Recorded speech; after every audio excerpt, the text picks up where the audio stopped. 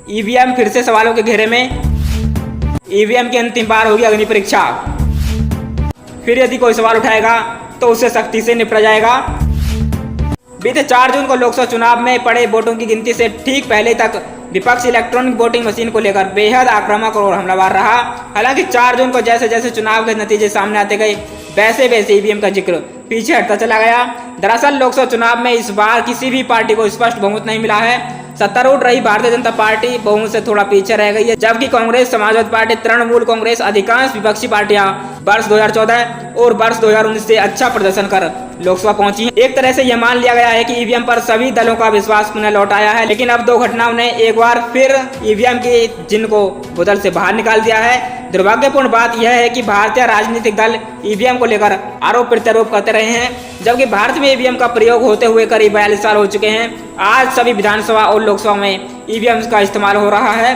पहली घटना Mumbai north west Lok Sabha seat को लेकर सामने आई है। अब एक स्थानीय अखबार ने खबर छापी कि ईवीएम को मोबाइल से जोड़कर ओटीपी द्वारा अनलॉक किया गया है। इस सीट पर जीत केवल 48 वोटों से हुई है। चुनाव आयोग ने भ्रामक खबर छापने के लिए न केवल संबंधित अखबार को नोटिस किया, बल्कि प्रेस कॉन्फ्रेंस कर यह स्पष्ट किया कि ईवीएम को मोबाइल या किसी अन्य डिवाइस से जोड़ा नहीं जा सकता।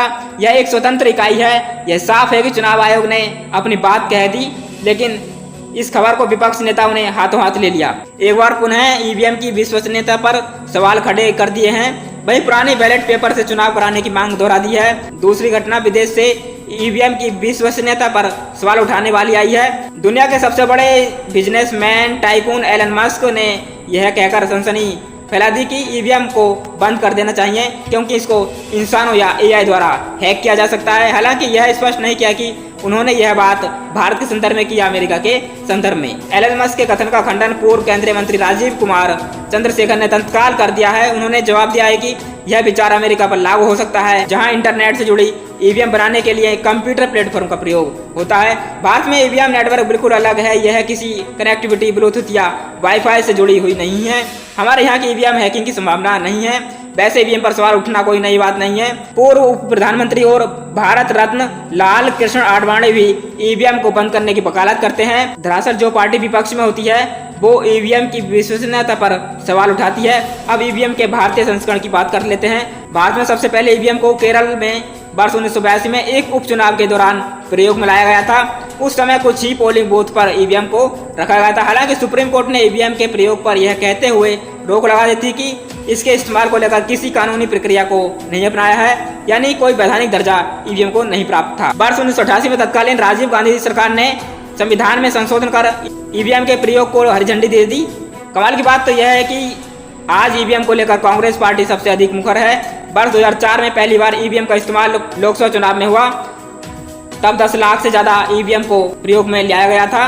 सवाल उठता है कि जब भारत में ईवीएम का इतने बड़े व्यापक स्तर पर इस्तेमाल हो सकता है, तो अमेरिका, नीदरलैंड, आयरलैंड, जर्मनी जैसे विकसित देशों में ईवीएम की बंद करने की बात क्यों चल रही है। दरअसल भारत के उलट अमेरिका, आयरलैंड, नीदरलैंड, जर्मनी आदि में ईवीएम स्वतंत्र इकाई न होकर ईवीएम एक प्रत्यक्ष रिकॉर्डिंग मशीन है। फिर वहां की सरकार ने ईवीएम को कोई कानूनी मान्यता नहीं दी है। भारत की परिस्थितियां बिल्कुल अलग हैं। भारत में दुनिया का सबसे बड़ा लोकतंत्र है। अभी हालिया लोकसभा चुनाव में 60 करोड़ से अधिक लोगों ने ईवीएम से ही अपने मताधिकार का प्रयोग किया है। पूरी चुनाव प्रक्रिया बेहद पारदर्शी है। न तो वोट डालते समय, न वोट की गणना करते समय किसी तरह की कोई परेशानी सामने आई है। जबकि बैलेट पेपर से चुनाव कराना न केवल बेहद खर्चीला होता है, बल्कि चुनाव प्रक्रिया बेहद लंबी भी होती है। चुनाव प्रक्रिया पर बार बार सवाल उठना स्वस्थ लोकतंत्र के लिए अच्छी बात नहीं है। सभी राजनीतिक पार्टियों को चुनाव आयोग के साथ बैठकर इस मुद्दे को एक्सपर्ट्स के जरिए समझना की चाहिए कि इस पार्टियों में तकनीकी जानकारी रखने वाले नेता भी हैं, उन्हें आगे लाना चाहिए। चुनाव आयोग समय समय पर ईवीएम को हैक करने के लिए कार्यक्रम आयोजित करता है, लेकिन आज तक कोई भी ईवीएम को हैक नहीं कर पाया है। चुनाव आयोग को चाहिए कि वो एक बार फिर ईवीएम को हैकिंग की प्रतियोगिता आयोजित करे और देश विदेश में हैकर्स को ओपन चैलेंज दे। इस बार जो भी नतीजा निकले उसे सर्वमान्य मान ले जाए। इसके बाद जो राजनीतिक दल या नेता ईवीएम को लेकर सवाल उठाएगा, यदि वो अपने आरोपों को सिद्ध नहीं कर पाया तो इससे चुनाव आयोग से निपटेगा। दोस्तों, यह था ईवीएम को लेकर बड़ा माजरा। कुछ लोगों ने ईवीएम पर सवाल उठाए हैं। दोस्तों, यदि आपको वीडियो अच्छी लगे वीडियो को लाइक, चैनल को सब्सक्राइब करें। मिलते हैं नेक्स्ट वीडियो में, तब तक के लिए जय हिंद।